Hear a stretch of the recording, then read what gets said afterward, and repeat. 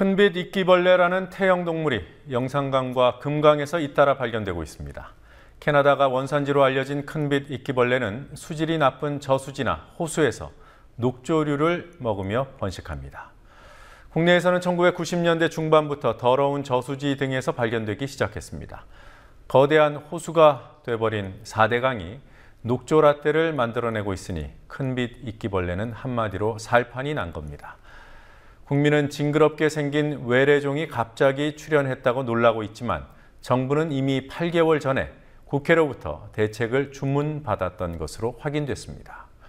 지난해 11월 환경부 국정감사에서 한 야당 의원이 큰빛 이끼벌레가 4대 강에 창궐할 것이라고 경고하면서 대책을 요구했습니다. 이명박 정부는 녹조라떼와 큰빛 이끼벌레 서식처를 만들었고 박근혜 정부는 그 서식처를 보존하고 있습니다. 관련 내용 잠시 후에 보도하겠습니다. 7월 4일 금요일 뉴스K 시작합니다.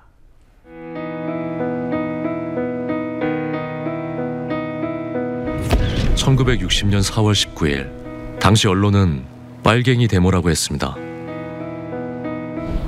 지금 우리는 혁명의 역사로 기억합니다.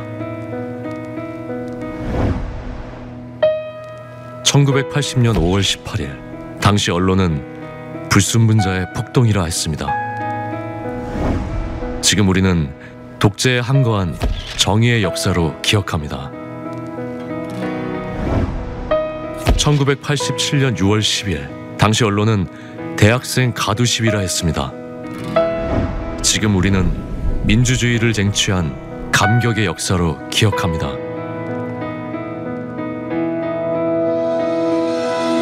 백 없고 돈 없는 노동자, 서민, 학생들이 스스로 타올라 역사를 만들었습니다. 현실은 다시 타오를 것을 요구하고 있습니다. 아니, 이미 타오르고 있습니다.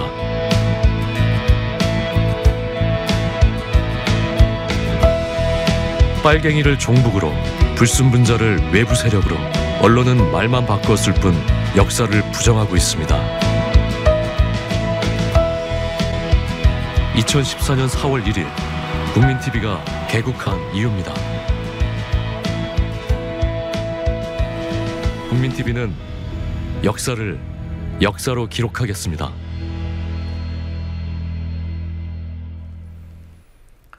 세월호 유가족 측의 국정조사 모니터링단이 국정조사장 출입을 통제당하고 있습니다. 국조특위 심재철 위원장은 기관보고 사흘째, 지난 2일이었습니다. 해경에 대한 기관보고 때부터 모니터링단에 소속된 법률 전문가 등의 출입을 통제해 왔습니다. 유가족들이 강력히 항의한 뒤 한 명씩만 출입을 허용하고 있는 상황입니다. 오늘 세월호 국정조사 특위는 교육부와 고용노동부 등을 대상으로 기관보고를 진행했습니다. 방한남 고용노동부 장관은 보상 과정에서 차별 대우에 우려가 있는 세월호의 비정규직 선원들 숫자도 파악하지 못하고 있었습니다. 취재 PD 연결해서 알아보겠습니다. 윤이나 PD. 네, 윤이나입니다. 네, 오늘 기관보고는 교육부와 고용노동부 그리고 경기도 교육청 등이 대상이었던데요. 어떤 문제가 지적됐습니까? 여야 특위위원들은 경기도 교육청이 세월호 사고 당일 학부모와 출입 기자들에게 전원구조라는 잘못된 문자 메시지를 보낸 사실에 대해 추궁했습니다. 새누리당 신희진 의원은 교육청이 해경의 공식 발표도 확인하지 않고 해경 공식 발표라고 문자를 보냈다고 말해 교육청이 오보 확산에 책임이 있음을 강조했습니다. 새정치민주연합 우원식 의원은 세월호 참사 2달 만에 내놓은 교육부의 안전대책은 그 내용이 2010년에 마련된 대책의 짜깁기 수준이었다고 비판했습니다. 같은 당 부자연 의원은 교육당국이 1학기 수학여행 중단 조치를 내린 것을 두고 수업 도중에 사고가 나면 수업까지 중단할 것이냐고 안일한 대책을 비판했습니다. 방한남 고용노동부 장관이 세월호의 비정규직 승무원 숫자를 모른다. 어떤 문제가 있는 건가요? 고용노동부가 각종 지원에서 소외된 비정규직 희생자에게 무관심한 것이 아니냐는 지적이 나옵니다. 김현미 야당 간사는 고용노동부가 제출한 업무보고 자료에 배에서 일하는 노동자에 대한 내용은 한 줄도 없다고 말하며 고용노동부가 노동 문제에 애정을 가져야 하지만 제출한 업무보고 자료가 그런 마음을 표현하는 게 아닌가 아쉽다고 말했습니다. 김현미 간사는 세월호에서 일했던 2명의 비정규직 알바생이 근로자로 인정받아야 할 것을 강조하자 방한남 고용노동부 장관은 알바생도 추후에 선언법에 의해 보상을 받을 것이라고 답했습니다. 또한 기간제 교사의 순직 처리가 현행 공무원법상 어려운 점도 지적됐습니다. 박근혜 대통령의 대선 공약을 보면 동일 노동을 할 경우 2015년까지 정규직으로 전환된다는 내용이 있습니다. 기간제 교사의 경우도 순직으로 처리하는 게 맞지 않겠냐고 김현미 간사는 말했습니다. 새누리당 이완영 의원도 기간제 교사는 맞춤형 복지도 가입이 안 되는 현실을 지적하며 기간제 교사에 대한 맞춤형 복지의 필요성을 다시 강조했습니다. 국정조사를 감시할 권리를 당연히 가지고 있는 희생자 가족들이 국정조사 모니터링단을 만들었지만 활동이 여의치 않은 모양입니다. 출입을 아예 통제하고 있다고요? 네, 오늘도 가족 모니터링단 소속 법률단의 출입이 제한당했습니다. 유가족들의 거센 항의로 가까스로 회의장에 들어갔지만 심재철 위원장은 앞으로 모니터링단을 한 명만 배석시키라고 말했습니다. 심재철 위원장은 모니터링단이 내놓은 결과에 자신에 대한 비판과 국회를 모독하는 표현이 포함됐다고 주장하며 모니터링단의 출입을 제한한 이유를 밝혔습니다. 심 위원장은 모니터링단은 민간 전문가가 포함돼 전문적이고 중립적인 내용이 나올 것이라고 기대했지만 결과는 그렇지 않았다고 말했습니다. 심 위원장은 모니터링단이 휴대폰을 들고 다 녹음했다라고 얘기하며 자신을 압박했다고 말했는데요. 이에 대해 모니터링단에 참여하는 한 법률 자문단은 핸드폰을 들고 녹음했다고 이야기한 것은 모니터링단이 아니라 유가족이었다며 오히려 심 위원장이 모니터링 결과를 왜곡해 비판하고 있다고 말했습니다. 조원진 새누리당 간사죠. 오늘도 물의를 일으켰더군요. 이미 사과한 야당 의원에게 사퇴를 요구하고 또 자신은 막말을 안 했다 이런 주장을 했던데요. 네, 그렇습니다. 오늘 국정조사 조원진 새누리당 간사는 기자회견을 통해 새정치민주연합 김광진 의원의 사퇴를 거듭 촉구하며 사퇴하지 않으면 특위 운영에 심각한 문제가 생길 것이며 새누리당 내에서 이를 심각히 논의 중이라고 말했습니다. 또한 유가족에게 막말을 했다는 언론 보도를 왜곡 보도로 규정하고 정정 보도를 요청한다고 말했습니다. 한편 정의당은 오늘 조원진 여당 간사의 막말 파문 등을 문제 삼으며 특위위원 배제를 촉구했습니다. 정의당 이전미 대변인은 선거가 끝난 지금 국조특위에서 보여주고 있는 새누리당의 태도는 아나무인과 인면수심이라고 비판했습니다. 다음 기관 보고에서 전원구조 오보의 정확한 책임관계가 가려질 수 있을지 주목됩니다. MBC와 KBS, 증인 신청은 아직 안 된 거죠? 네, 아직 안 됐습니다. 김현미 야당 간사는 새누리당이 전원구조 오보의 진상을 밝힐 핵심 증인들을 받아들이지 않고 있다고 비판했습니다. 반드시 참석해야 할 증인으로는 KBS 김시곤 전 보도국장과 이준환 취재주간, MBC 김장겸 보도국장 등이 거론됐습니다. 특히 MBC의 김장현 보도국장과 박상우 전국부장은 목포 MBC가 사고 현장에서 전원구조는 오보라는 취재보고를 올렸음에도 이를 묵살해 대형 오보가 나가게 한 당사자임에도 새누리당이 이런 증인을 빼자고 하는 데는 동의할 수 없다고 말했습니다. 이 밖에도 국정원이 세월호 침몰 사고 당일 상황 보고를 한 사실이 확인됐음에도 당사자 전원을 부르지 않았다고 말하며 증인을 채택할 것을 촉구했습니다. 자, 특별법 얘기로 넘어가 보겠습니다. 여야가 특별법 처리에 합의했다던데요. 조사위원회가 수사권을 갖는 문제도 합의가 이루어진 겁니까? 수사권 여부에 대해서는 여야가 상임위 연석회의를 열고 구체적인 내용을 조율할 방침입니다. 여야는 오늘 16일로 예정된 국회 본회의에서 민주연합이 당론으로 발의한 세월호 특별법을 통과시키기로 의견을 모았다고 밝혔습니다. 박연서 원내대표는 오늘 최고위원회 회의에서 새누리당 이양구 원내대표와 특별법을 이번 임시국회 안에 통과시키기로 합의했다고 말했습니다. 하지만 특위의 수사권 부여 문제와 세월호 의사상자 지정 등을 놓고 의견이 엇갈려 임시국회 회기 안에 특별법이 가능할지는 장담할 수 없습니다. 지금까지 국민TV 뉴스 윤인아입니다. 새정치민주연합이 서울 동작을 재보선해 기동민 전 서울시 부시장을 전략 공천하면서 심한 갈등을 겪고 있습니다. 당 지도부의 독선과 소통 부족을 비판하는 목소리가 커지고 있습니다. 부산 해운대 기장갑 출마설로 새누리당을 긴장시키고 있는 오거돈 전 부산시장 후보는 조만간 입장을 표명할 것으로 보입니다. 국회 나가 있는 중계 카메라 연결해서 알아보겠습니다. 곽보아 PD. 네, 민주연합의 서울 동작을 전략 공천 갈등이 쉽게 가라앉을 것 같지가 않습니다. 어떤 문제점을 짚을 수 있을까요?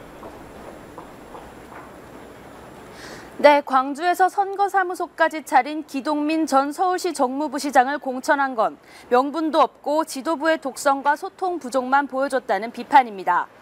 민주연합 서울시당위원장인 오영식 의원은 소속 의원 30명을 대표해 기자회견을 열고 전략 공천 결정을 다시 논의해달라고 지도부에 요구했습니다.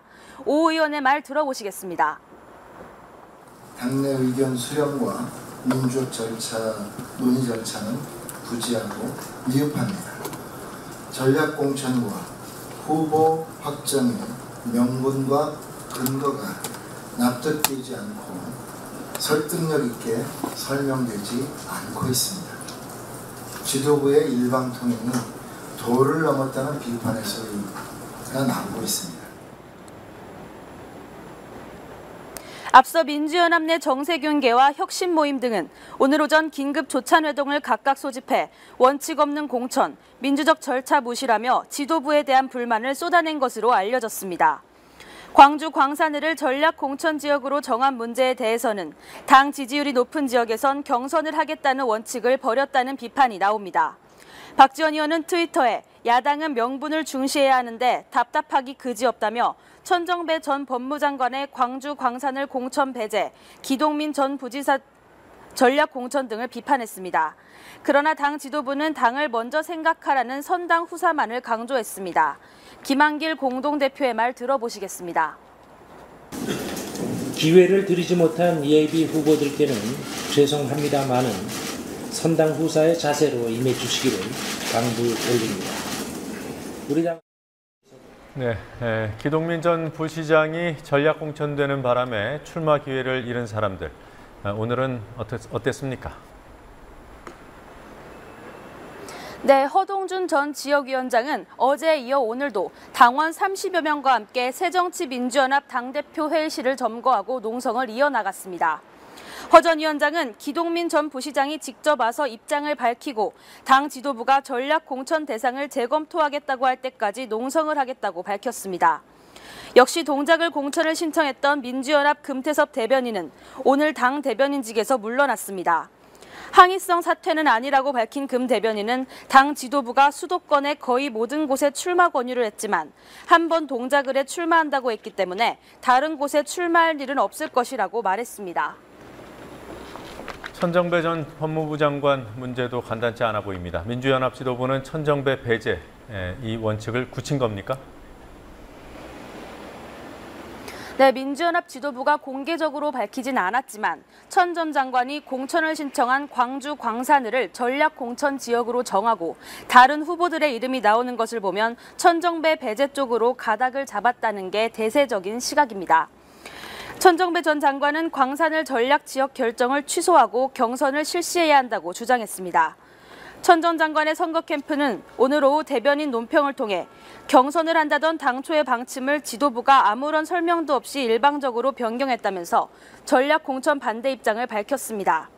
캠프는 또 지방선거에서 광주시장 후보를 시민 참여 없이 전략 공천한 데 이어 또다시 광주 시민들의 대표자 선택권을 일방적으로 박탈해서는 안 된다고 지적했습니다. 지방선거 당시 광주시장 후보 전략 공천은 안철수 공동대표가 밀어붙인 일이었기 때문에 이 논평은 결국 안 대표를 직접 겨냥한 것이었습니다. 그리고 새누리당이요. 여전히 동작을 해 김문수 전 경기지사를 세우겠다는 입장인가요? 네, 여전히 그렇습니다. 윤상현 새누리당 사무총장은 오늘 주요 당직자 회의에서 어제 대구에서 김 전 지사를 만났다는 얘기를 하면서 당을 위해 지역을 위해 나라를 위해 김문수 지사께서 동작을 선거에 나서달라는 간곡한 부탁을 드렸다고 밝혔습니다. 윤 사무총장은 이어 아직까지 긍정적 답변은 없지만 진심은 곧 전해지리라 기대한다고 말해 김 전 지사의 불출마 이사 역시 여전함을 인정했습니다. 오거돈 전 부산시장 후보가 출마 결심을 굳혔다는 보도가 있더군요. 사실입니까? 네, 오 전 후보가 해운대 기장갑에 출마하기로 결심을 굳혔다고 노컷뉴스가 핵심 관계자를 인용해 보도했습니다. 이 보도에 대해 오 전 후보 측의 한 관계자는 국민TV 취재진에게 아직 입장을 정하지 못한 상황이라며 주변에서 출마를 강권해 본인이 힘들어하고 있다고 말했습니다. 그러면서 이번 주말이나 다음 주 초에 입장을 밝히겠다고 덧붙였습니다. 부산 지역에서 상당한 득표력을 갖춘 오 전 후보의 출마설이 돌자 새누리당에서는 촉각을 곤두세우는 분위기입니다. 그리고 새누리당 대표 선출을 위한 공직선거 운동이 오늘 시작됐죠. 오늘 어떤 일정들이 있었습니까? 네, 새누리당 대표 후보 9명은 오전 여의도 중앙당사에서 공정 경선과 선거 결과 승복 서약식에 참석했습니다. 이 행사는 유력 당권 주자인 서청원, 김무성 의원 간의 과열 경쟁이 당 화합은 물론 730 재보선에도 악영향을 미칠 것이라는 우려 속에 마련됐습니다. 앞서 당선관위는 지난달 30일 양대 주자인 서청원, 김무성 의원에게 화합을 해치는 어떤 행위도 용납할 수 없다고 공개 경고한 바 있습니다. 서약식에서 김 의원과 서 의원은 선거가 끝나면 화합하겠다는 취지의 발언을 했습니다. 하지만 그로부터 얼마 지나지 않은 오후 국회 헌정기념관에서 열린 행사에서 서청원 의원은 감옥까지 가면서 박 대통령을 만들어준 자신을 지지해달라며 대통령에 출마하겠다는 뜻도 없다. 오로지 경험과 경륜을 박 대통령의 성공에 헌신할 생각이라며 김무성 의원과 대립각을 세웠습니다. 그리고 김무성 후보의 이른바 박정희 참배 백지화 소식이 눈에 띄더군요.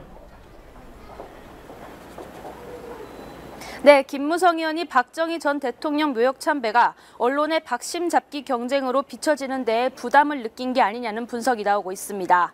김무성 의원이 어제 박정희 대통령 묘역을 참배하려던 계획을 취소한 일에 대해 그간 서청원 의원의 박근혜 마케팅을 박심 팔기라고 비판해온 김 의원이 똑같이 박심 잡기를 할 수 없다는 계산을 한 것으로 보입니다. 김 의원은 현충원 참배 후 기자회견에서 자생력을 갖지 못하고 선거 때마다 박근혜 대통령에게 의존하는 미력한 모습을 보여온 새누리당은 위기라며 박근혜 마케팅에 올인하는 서 의원을 우회적으로 비판했습니다.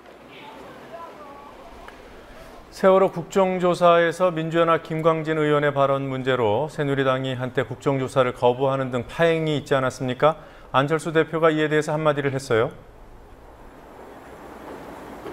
네, 오늘 아침 최고위원회의에서 안철수 대표가 그 일을 언급했는데요.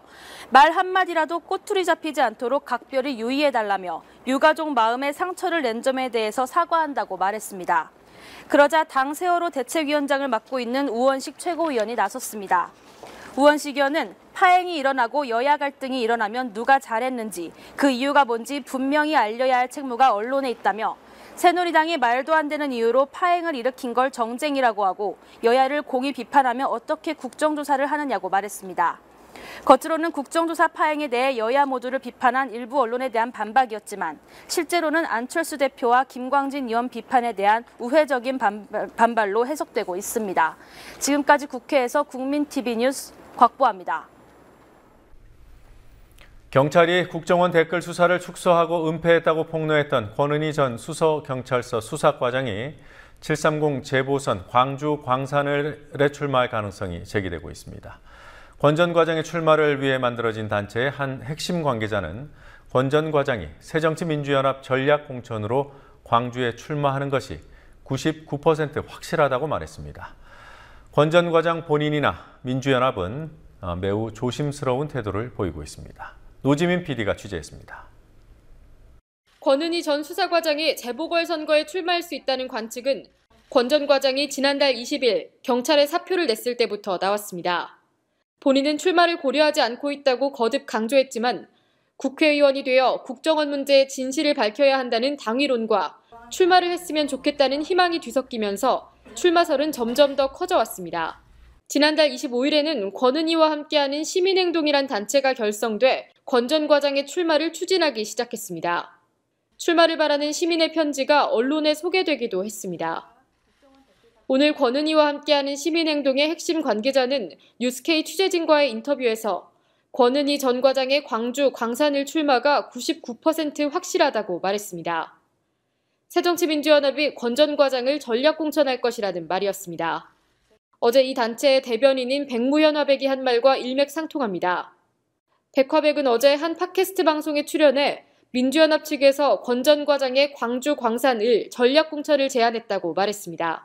예, 당에서 저에게 연락을 받았고요. 뭐라고 한 겁니까? 구체적으로 말씀해 주십시오. 공자을이 전략공천이 되면은 네. 그것이 좋은 구도겠지만 네. 광주 관광들로 예. 정리되는 분위기다. 예. 파악을 하고 해주면 좋겠다. 이렇게 연락을 받았습니다. 전략공천이 확정되면 네. 그에 따라 이제 기자회견을 아마 하겠습니다. 방송이 나가기 몇 시간 전 민주연합이 광산을 전략공천 지역으로 선정했다고 밝히면서 권은희 출마설은 더 힘을 얻게 됐습니다. 민주연합 측은 오늘 이 문제에 대해서 지도부가 공식 보고받은 일은 없다고 말했지만 백화백 측과의 접촉이 없었다고 단정짓지는 않았습니다. 무엇보다 권 전 과장 본인도 언론 접촉을 피하고 있을 뿐 출마설을 부인하지는 않고 있습니다. 민주연합의 개혁공천 명분을 세워주는 동시에 천정배 전 법무장관의 경선 배제를 납득시킬 만한 새로운 인물은 권 전 과장밖에 없다는 분석도 권은희 전 과장의 출마 가능성을 높이고 있습니다. 국민TV 뉴스 노지민입니다.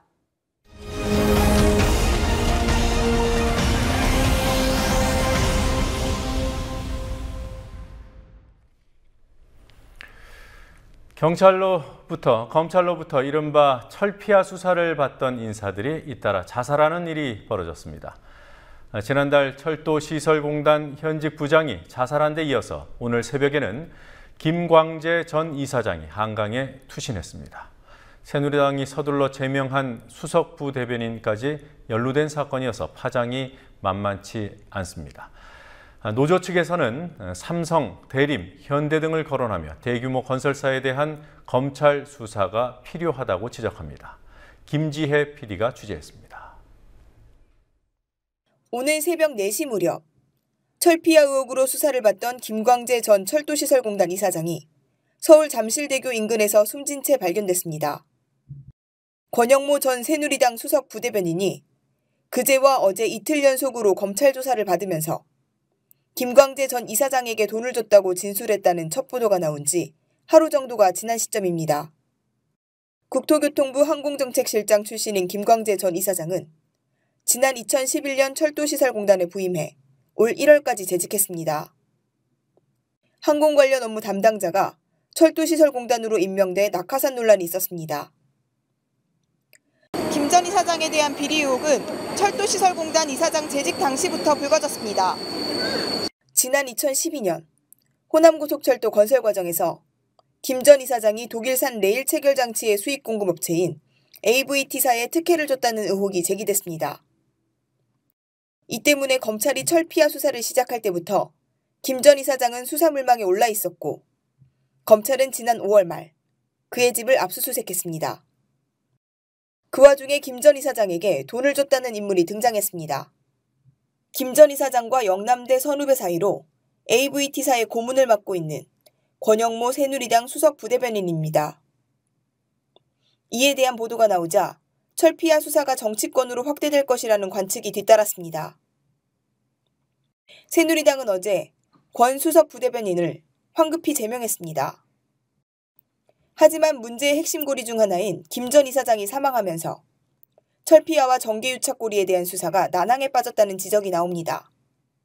내릴 체결 장치 이 부분은 업계에서 계속 논란이 되고 있던 부분이었어요. 김광재 이사장 같은 경우에는 제대로 된 수사를 해서 제대로 된 혐의점을 발견을 하고 그 혐의점에 의한 책임을 가려서 다시는 이런 일들이 벌어지지 않도록 수사를 하는 것이 목표지 않습니까? 이렇게 됨으로 인해 가지고 애꿎은 사람의 목숨을 잃게 되고 또 이게 그분의 목숨을 잃는 것으로 끝나는 게 아니고 더 명확하게 밝혀져야 될 부분들이 더 밝혀지지도 않고 이 관피아와 그 업체 간의 유착 관계를 끌어내겠다라고 공언하고 들어왔더라면은 우리 공단에서 발주하고 계약하는 이 대부분의 엄청난 금액의 수천억짜리 공사들은 누구하고 계약을 하느냐? 삼성, 현대, 대림, 대우 이런 기업들하고 하는 공사 수주가 수천억짜리 공사예요. 이런 그 건설 공사 건에 대해서는 아예 언급도 안 하고 거들떠 보지도 않아요. 철피아 수사가 시작된 지 2달 만에 벌써 2번째 사망자가 나왔습니다. 17일 전에는 철도시설공단 부장급 간부가 스스로 목숨을 끊었습니다. 국민TV 뉴스 김지혜입니다. 수질이 나쁜 저수지 그리고 호수 등에서나 발견되던 큰빛 이끼벌레가 금강에서 발견된 지 거의 20일이 다 돼갑니다. 이후 영산강에서도 발견되면서 4대강 공사가 강을 호수로 만든 결과라는 지적이 나오고 있습니다. 4대강의 역습, 큰빛 이끼벌레의 출현은 예견된 재앙이었습니다. 이미 지난해 11월 환경부 국정감사 때 구체적인 경고가 나왔지만 경고가 현실이 될 때까지 환경부는 아무 일도 하지 않았습니다. 김현주 PD가 취재했습니다. 해마다 반복되는 녹조에 더해 올여름에는 태형 동물인 큰빛 이끼벌레까지 4대강에 나타났습니다. 이곳은 공주보 상류입니다. 이미 20일 전쯤 이곳에서 큰빛 이끼벌레의 번식이 확인됐지만 이후 아무런 조치도 취해지지 않았습니다. 수질이 좋지 않은 호수나 저수지에서만 나타나던 큰빛 이끼벌레는 4대강 공사 이후 강 곳곳에서 나타나고 있습니다. 물이 흐르지 않아 강이 썩어가고 있다는 증거입니다. 전문가들은 큰빛 이끼벌레가 서식할 수 있는 조건으로 강이 변했다고 이야기합니다. 캐나다가 원산지인 이 벌레는 유속이 느리거나 정체된 더러운 물에서 번식합니다. 큰빛 이끼벌레가 잘 살 수 있는 조건은 수온이 높아지는 것과 그다음에 물이 정체되는 것과 영양류, 다시 말해서 녹조류가 많이 생겨야 이런 벌레들이 잘 자라게 되죠. 결국 이 큰빛 이끼벌레가 과거와 달리 이렇게 많이 생겼다는 것은 물이 정체됐다는 의미를 보여주는 것과 동시에 수질이 많이 악화됐다는 것을 의미하고 있는 것이죠. 수질 악화를 보여주는 큰빛 이끼벌레는 다시 수질을 악화시키는 악순환의 고리가 될 수 있습니다. 수온이 16도 이하로 내려가면 살지 못하는 이끼벌레는 죽은 뒤 썩는 과정에서 암모니아 가스를 내뿜게 됩니다. 또 큰빛 이끼벌레가 증식하면 물고기 서식처를 잠식하고 폐사에 영향을 미칠 수 있다는 강원대 환경연구소의 연구 결과도 있습니다. 낚시꾼들은 실제로 4대강 공사 이후 물고기 어종이 담수 어종으로 바뀌고 있다고 이야기합니다. 전에는 안 나왔었는데 요즘에 와서 이제 낚시할 때마다 걸려 나와요. 많이 잡히진 않고 가끔 나오는데 눈치, 붕어, 잉어 그 정도. 지금은 담수 해놓고는 귀한 고기가 가끔 나오죠. 이거 하기 전에는 보호하기 전에는 고기가 깨끗하고 좋았었는데 종류도 많고 그 정도. 환경단체는 이러한 강의 변화가 인간에 대한 경고라고 말합니다. 저수지 생태계로 바뀐다는 건 누구나 다 예측하던 건데 지금 나타나고 있는 이 이끼벌레는 먹이 단계상 그 식물이 아닌 동물로 넘어간 거거든요. 처음엔 녹조라떼라고 해서 식물 1차 생산자들이 막 문제를 일으킨 걸 보여줬고 그 바로 윗단계가 지금 문제를 일으키고 더 나아가서 계속 올라가면 인간한테까지 재앙이 퍼질 거라는 걸 지금 경고하고 있다고 봐야 되거든요. 하지만 정부는 아무 대책이 없습니다. 지난해 11월 환경부 국정감사에서 한명숙 의원이 큰빛 이끼벌레가 4대강에서 확산될 것이라며 대책을 마련하라고 요구했지만 환경부는 손을 놓고 있었습니다. 조사의 확대 필요성에 대해서는 저희가 그때 공감이 안 된 상태이기 때문에 별도 조사가 안 이루어졌고요. 네네. 거기에 대한 대책은 저희가 앞으로 조사 계획은 지금 계획 중에 있습니다. 뉴스케이가 대책을 묻자 조사단을 구성했다는 거짓말도 했습니다. 관계 전문가 회의라는 이런 것은 저희가 네. 지금 하고 있거든요. 관계 전문가 회의를 하고 있나요? 예. 여기에 누가 참여하는지 혹시 알 수 있을까요? 예? 누가 참여하는지 관계 전문가 회의에.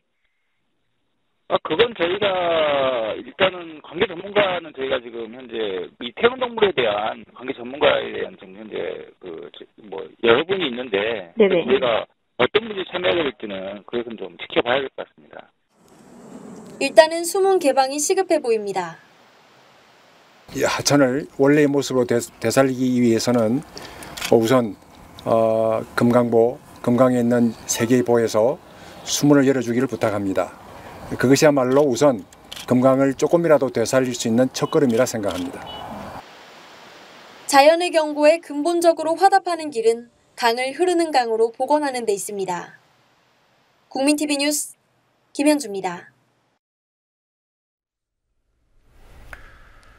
지난해 6월 국회는 국정원 대선 개입 사건으로 야당이 여당을 압박하는 형국이었습니다. 국정원 국정조사를 그때 관철해내고 이른바 경제민주화법으로 불리는 법안들도 당시 6월 국회 마지막 날이었던 지난해 7월 2일 통과됐습니다. 그들 가운데 하나가 프랜차이즈법으로 불리는 가맹사업 공정화법, 줄여서 가맹사업법입니다. 가맹사업법이 여야 합의로 통과된 지 1년이 지났습니다. 그러나 그동안 박근혜 정부는 시행령을 바꾸는 등의 꼼수로 1년 전 국회 합의의 취지를 무력화시켰습니다. 강신혜 PD가 보도합니다. 지난해 7월 2일 대기업 가맹본부의 행포를 막는 가맹사업법이 국회를 통과해 올해 2월 14일에 시행됐습니다. 하지만 가배 행포로부터 을을 보호하겠다던 가맹사업법의 본래 취지는 정부가 법 시행을 위한 시행령을 만들면서 크게 퇴색했습니다. 소관부처인 공정거래위원회는 지난해 10월 시행령을 입법 예고하면서 심야 시간대 매출이 저조한 편의점은 오전 1시에서 오전 7시까지 문을 닫을 수 있게 한다고 밝혔습니다. 매출보다 지출이 더 커도 심야 영업을 해야 했던 가맹점주들에게 심야 영업은 큰 짐이었습니다. 하지만 지난 2월 공정위의 시행령은 가맹점주들에게 강제할 수 없는 심야 영업 시간을 오전 6시까지로 1시간 줄였습니다. 가맹사업을 하는 대기업 의견이 반영된 결과였습니다. 대기업이 가맹점주들을 모집할 때 제공하는 예상 매출 정보의 정확성 기준도 크게 완화됐습니다. 지난해 10월 시행령에서는 최고 예상 매출액을 최저치의 1.3배가 넘지 않도록 했지만 올해 2월에는 1.7배로 느슨해졌습니다. 과장된 정보로 돈을 많이 벌 수 있다고 현혹시키는 문제를 해소하기 어려워졌습니다. 이처럼 대기업에 유리하도록 규제 완화를 추진한 공정위는 2년 전에 자신들이 만든 모범거래 기준을 폐지했습니다. 모범거래 기준은 동종업체가 일정한 거리 안에 진입하는 것을 제한해 기존 가맹점의 영업을 보호하는 가이드라인입니다. 이 기준에 따라 피자집은 1,500m, 치킨가게는 800m, 제과점과 커피점은 500m, 편의점은 250m의 영업 범위를 보호받았습니다. 정부는 이 기준에 강제성이 없어 별 효과가 없었다고 하지만 가맹점주들은 그나마 있던 보호막도 사라졌다고 지적합니다. 여야가 대표적인 경제민주화법이라며 합의 통과시켰던 가맹사업법이지만 박근혜 정부는 시행령 개정과 가이드라인 폐지를 통해 대기업을 편드는 쪽으로 실력 행사를 한 셈이 됐습니다. 국민TV 뉴스 강신혜입니다.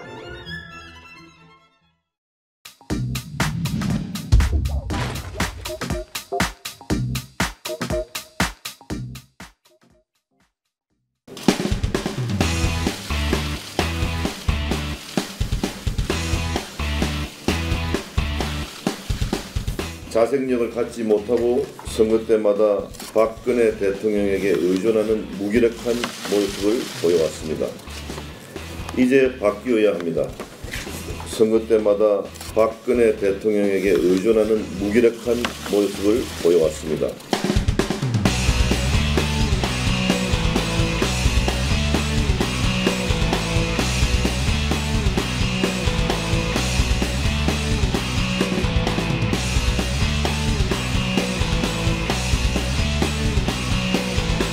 부당하게 공천을 탈락한 최고식위원을 꼭 살려달라는 박근혜 대표의 마음을 대신 전하기 위해서 천리나 먼 진주땅을 달려왔습니다, 여러분.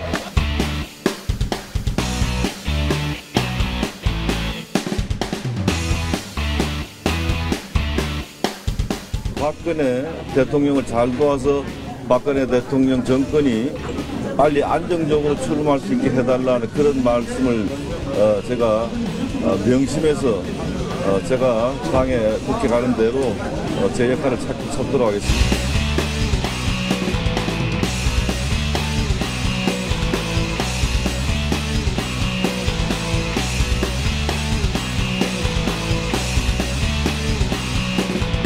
선거 때마다 박근혜 대통령에게 의존하는 무기력한 모습을 보여왔습니다.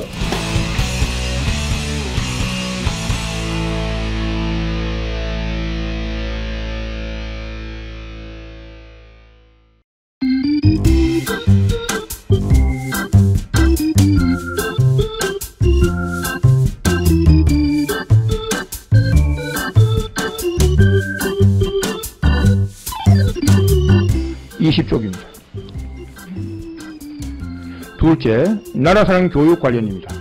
2012년 국정감사에서 호국정신 함량 DVD 내용 관련 효소할 것을 요구하였고 나라산 교육 예산을 삭감하였으며 2013년 국정감사에는 예산 개입을 주장하고 보훈처장 해임 요구와 고발 및 나라사랑 예산 전액 삭감을 주장하여 예산을 대폭 삭감하였으며 민주당에서 2차례에 걸쳐 국가보훈처장을 검찰에 고발하여 수사 중이나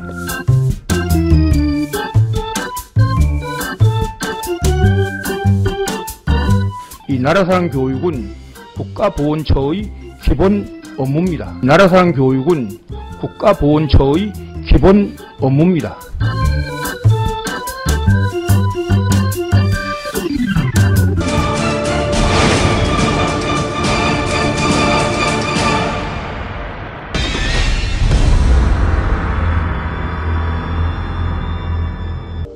(1972년) 유신 체제 하에서는 사회주의 건설 목표를 숨긴 채 반유신, 반독재, 민주화 투쟁을 빙자해 세력 확산을 기도하였고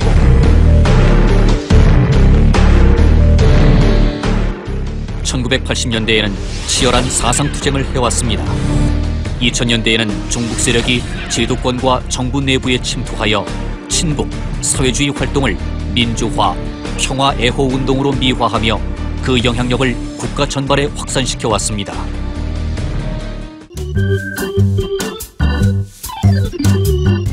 국회와 헌법을 능멸해도 유분수지.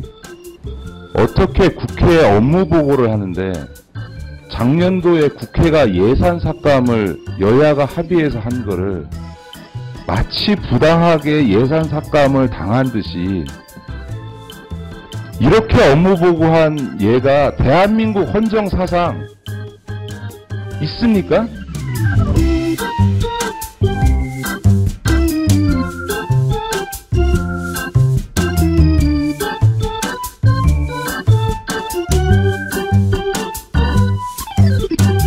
제가 이거 지금 고발장을 들고 있는데요. 네. 이렇게 허위 내용을 이렇게 적시해 되는 거예요?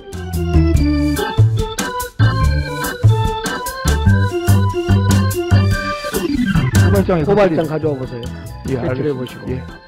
고발장에는 분명히 뭐라고 되어 있냐면 국가공무원법 위반, 기부금품 모집 및 사용에 관한 법률 위반, 국가공무원법 위반 이렇게 추가로 또 고발할 때 이렇게 적시되어 있지 어디 민주당에 대한 반대 교육을 해서 고발이 됐어요? 제가 고발장을 드리겠습니다. 지금 뻔뻔스럽게 답변하실 거예요? 아니 사실이니까 말씀드리는 거예요. 예. 사실 아니면 어떻게 할 거예요? 그거 제가 책임지겠습니다. 새정치연합에서 문제 제기하시는 거 저도 충분히 이해가 가고요. 그다음에 이 부분에 대해서는 저도 유감을 표할 수밖에 없을 것 같습니다. 고발장을 보니까 그 고발 취지라고 하는 한 센텐스 문장이 나옵니다. 거기에 보면 분명히 제가 본 걸로 기억으로는 공직선거법 위반 혐의라는 걸로 고발된 것으로 나와 있습니다. 이 나라사랑 교육에 관련된 내용이 업무보고에 포함되는 것은 저는 정당하다고 생각합니다. 그러나 검찰 고발 이유 표현 등과 관련해서 의원님들께 심려를 끼쳐드리게 된 점을 매우 유감스럽게 생각합니다. 고발장을 다 보셔서 알겠지만은 민주당에 반대하는 교육을 해서가 아니라 나라사랑 교육을 빙자해서 공무원 중립의무 위반과 기부금품 모집에 대한 고발이에요. 민주당에 반대하는 교육을 했다고 고발하지 않았어요. 제 이야기가 그래서 이 지금 업무보고가 잘못된 거예요. 유감이 아니라. 그래서 이 업무보고를 폐기하고 기록의 삭제 여부는 놔두더라도 새로 업무보고를 하시라니요. 이거는 국회에 대한 모욕일 뿐만 아니라 국정운영의 파트너의 야당에 대한 모독입니다. 본인이 선거법 위반을 해서 고발당한 사안을 가지고 이렇게 기관 업무보고에 한 거에 대해서 수용할 수 없고요. 박순순 처장을 퇴장시켜 주십시오. 보고를 받을 수 없습니다. 아니, 누가 나라사랑 교육을 반대할 사람이 어디 있습니까? 정말로 객관적으로 그리고 애국적 차원에서 하라는 건데 그렇게 안 보이기 때문에 문제가 되는 것이죠. 정말로 여야인님들이 느끼실 때 저 유감 표명성에 진정성이 있다 하는 걸 느끼게 해주셔야죠. 지금 여야인님들 모두가 동의 안 하지 않습니까? 진정성을 한번 보여주시고 이게 마지막 기회라는 것을 깊이 명심하시고 다시 할 말 있으면 해보세요. 박승춘 개인으로서는 아무런 그런 이 문제나 또 갈등을 만들고 싶은 생각은 조금도 없습니다. 그러나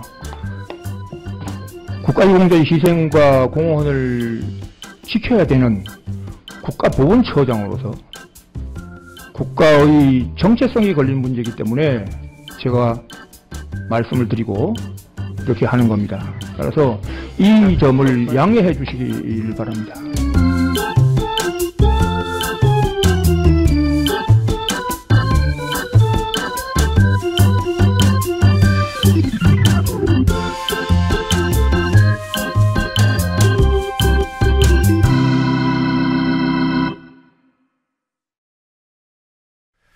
한국갤럽 여론조사에서 박근혜 대통령의 지지율이 40%를 기록했습니다. 50대 지지율도 50%가 안 됐습니다. 서울시가 지하철 추돌 사고의 책임을 묻는 과정에서 서울 메트로 직원 48명에게 징계를 내렸습니다. 오늘 하루 주요 뉴스들 정리해보죠. 황준호 뉴스 취재팀장 나와 있습니다. 어서 오십시오. 예. 먼저 여론조사 결과부터 보죠. 예, 한국갤럽이 1일부터 3일까지 사흘 동안 전국 성인 1000명을 대상으로 여론조사를 했더니 박근혜 대통령의 직무수행에 대한 지지율이 지난주보다 2%포인트 떨어진 40%를 기록했습니다. 문창극 파동 같은 인사 참사가 터진 이래 3주 연속 하락이었고요. 또 취임 후에 최저치를 기록했습니다. 연령대별로 보니까 특히 50대에서 처음으로 긍정평가 답변이 50% 밑으로 떨어진 것이 가장 주목됐습니다. 50대는 긍정 48%, 부정 43%를 기록했으니까 일단은 긍정평가가 5%포인트 높기는 합니다. 그렇지만 지난주 조사 때 보면은 긍정 53대 부정 38로 15%포인트 차이가 났던 것과 비교해 보면은 지지 세력이 대거 이탈하고 있다고 봐야 될 것 같습니다. 물론 그보다 더 아랫세대는 지지율이 더 낮고요. 50대 중장년 지지율까지 이렇게 추락을 하면서 이제는 박근혜 정권은 말 그대로 노령층 지지 정권으로 전락하는 게 아니냐 이런 말이 나오고 있습니다. 네, 중장년층에서도 지지세가 빠지고 있다. 예. 네. 그 지역별로는 어때요? PK하고 충청권에서 이탈이 많다고 하던데. 그렇습니다. 지난주까지 PK하고 충청 지역은 박 대통령에 대한 긍정적인 평가가 늘 높았습니다. 그렇지만 이번에 처음으로 180도 달라진 양상이었습니다. 우선 충청 지역, 대전, 세종, 충청의 여론을 보니까 지난주만 해도 긍정 49대 부정 45로 긍정 여론이 더 높았습니다. 그렇지만 이번 주 조사에서는 긍정은 40밖에 안 됐고요. 부정이 51%를 기록해서 완전히 역전이 됐습니다. 또 PK, 부울경 지역, 부산, 울산, 경남 지역에 역시 지난주 조사 때는 긍정이 51, 부정이 37%로 상당히 긍정 여론이 더 높았는데 이번 주 조사를 보니까 긍정 41, 그리고 부정 49로 뒤집어졌습니다. 이번 주 조사에서 긍정적인 여론이 높았던 곳은 전국적으로 볼 때 TK, 대구 경북밖에 없었습니다. 그러니까 종합적으로 볼 때 박근혜 정부가 TK 그리고 앞서 말씀드렸듯이 노령층을 기반으로 한 정권으로 전락하고 있다 이런 평가가 나오고 있습니다. 네. 자, 그리고 서울시가 서울 메트로 직원들 징계를 했던데 수가 많아요. 예, 서울시가 지난 5월에 일어났던 지하철 2호선 추돌 사고의 책임을 묻는 과정에서 사고 당일 근무했던 직원 48명을 징계하라고 지시한 것으로 알려졌습니다. 이 징계자 명단에는 당시에 대참사를 막았다고 평가받는 뒷열차의 기관사까지 포함되어 있어서 논란이 일고 있습니다. 서울시의 감사관은 477명이 다친 사고에 대한 정당한 징계라는 입장입니다. 그렇지만 서울메트로 노조는 사고 발생 시간대에 근무했다는 이유 하나만으로 직원 대부분이 문책을 받는 상황은 절대로 수용할 수 없다면서 징계가 확정되면 재심을 청구하겠다고 말했습니다. 노조는 또 서울시가 경찰 그리고 항공철도사고조사위원회 여기에 조사가 끝나지도 않은 상황에서 탁상에 앉아서 내린 징계 결정이라고 강력히 비판했습니다. 자, 그리고 고추밭 논란을 일으켰던 사람이죠. 최양희 미래창조과학부 장관 후보자. 오늘 새로운 의혹이 나왔더군요. 예, 지난번에는 다운 계약서 때문에 세금 탈루가 됐다 이런 말씀을 드렸는데 또 세금 탈루 의혹이 추가가 됐습니다. 지난 2006년부터 2012년까지 6년 동안 포스코 사회이사로 재직하면서 수당과 법인카드 사용을 포함해서 약 2억 5천만 원 정도의 급여를 받았습니다. 그런데 이 급여에 대한 세금을 그동안 내오지 않다가 장관 지명 직후인 지난달 23일에 갑자기 국세청에다가 자진 신고를 해서 약 2,900만 원가량의 세금을 냈습니다. 새정치민주연합의 송호창 의원은 최 후보자가 장관 지명 후에 자진 납세를 했다는 그 사실은 스스로 세금 탈루를 인정한 셈이다라고 비판했습니다. 또 다른 의혹도 있습니다. 서울대가 제출한 자료를 보면 최 후보자가 2009년부터 13년까지 총 22번의 해외 출장을 나갔는데 그중에서 7차례에서 아내의 출국 일자와 행선지가 겹쳐서 부부 동반 해외 출장이 아니냐 하는 의혹이 제기되고 있습니다. 특히 국민 세금으로 운영되는 서울대 출장비를 개인적으로 유용한 게 아니냐라는 비판이 일고 있습니다. 네. 자, 그리고 군 총기 사고 이후 관심병사 분류 기준에 대해서 관심이 많지 않습니까? 예. 오늘 여기에 관한 1인 시위가 있었어요. 예, 요즘에 용산 국방부 청사 앞에서 군의 관심병사 분류 기준에 항의하는 한국 한부모연합 회원들의 릴레이 시위가 매일 열리고 있습니다. 한부모연합이라고 하면 말 그대로 미혼모라든지 또 한부모 가정의 가장으로 구성된 단체인데요. 군이 결손 가정과 또 한부모 가정의 자녀, 경제적 빈곤자 이렇게 가정 환경만을 기준으로 해서 이 사람이 관심병사다 이렇게 분류하는 군의 정책은 인권 침해라면서 강력히 항의하고 있습니다. 한 시위 참가자는 외할머니 밑에서 컸던 오바마 미국 대통령도 만약에 한국에서 살았다면 관심병사가 될 거다라는 피켓을 들고 군을 비판했습니다. 네. 그리고 지난 3월에 있었던 사건입니다. 송파 세모녀 사건이요. 그 사건이 일어난 뒤에 정부가 그 긴급 복지 지원 제도라는 것을 강조하지 않았습니까? 그 제도 실효성에 대한 얘기가 있어요? 예, 송파 세모녀 사건과 같은 비극의 재발을 막기 위한 장치로 주목받았던 제도가 바로 긴급 복지 지원 제도였습니다. 2006년에 처음 도입됐는데 생계 유지조차 어려운 저소득층 가구에 필요한 복지 서비스를 3일 안에 급하게 선지원한 다음에 나중에 심사하는 그런 제도입니다. 국회 예산정책처의 조사 결과가 오늘 발표가 됐는데요. 긴급복지가 3일 안에 지급되는 경우가 원래 정부 목표치는 95%가 되게 하겠다라는 게 목표인데 거기에 크게 미치지 못하는 것으로 밝혀졌습니다. 특히 생계비 돈을 지원하는 생계 지원 분야는 84%, 또 살 곳을 지원하는 시설 지원은 65%밖에 실행되지 못하고 있습니다. 뭐 수치 자체로는 높은데 액수가 워낙 작은 액수라서 그걸 좀 더 빨리 지원할 수 있다는 지적이 나오고 있습니다. 긴급복지지원제도가 지원 신청 후에 여전히 늑장 지원되는 경우가 많이 있어서 긴급복지가 아니라 뒷북복지가 되고 있다는 지적이 나오고 있습니다. 네. 자, 그 밖에 오늘 또 어떤 뉴스들이 있었습니까? 경남 밀양 송전탑이 통과하는 마을 인근에 농성장이 새로 설치되는 등 2차 투쟁을 위한 움직임이 본격화되고 있습니다. 오늘 미술작가 등 20명이 농성장 마을 2곳에서 컨테이너 농성장 외벽을 꾸미는 작업을 실시했습니다. 조희연 서울시 교육감이 전교조, 전국교직원 노동조합의 법외 노조 판결 이후 교육부와 전교조의 갈등이 고조되는 상황과 관련해서 박근혜 대통령을 향해서 전국 시도 교육감들의 의견을 듣는 자리를 마련해달라고 공식적으로 면담을 요청했습니다. 네, 오늘 여기까지 듣겠습니다. 수고했습니다. 예.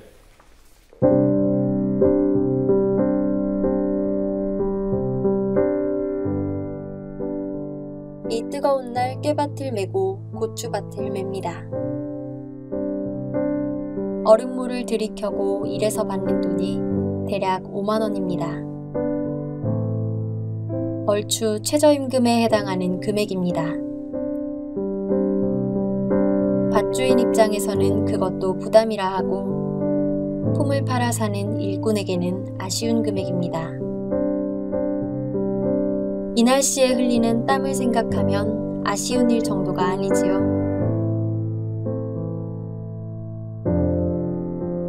품값 결정권자들은 늘 당사자가 아닙니다.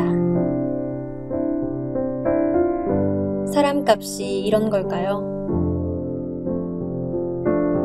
품값은 무엇을 말하는 걸까요?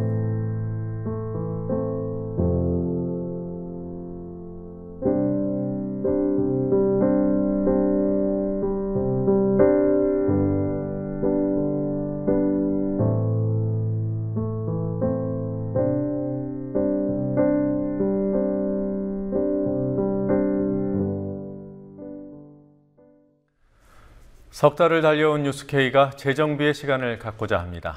일반 방송 매체의 경우 재정비와 개편 시기에도 방송에는 차질을 빚지 않지요.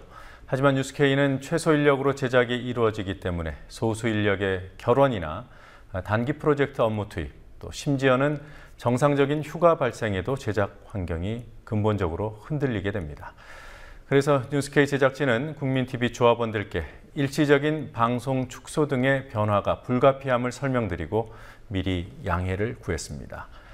다음 한 주는 방송 분량이 줄고 또 뉴스 형식도 간소해집니다.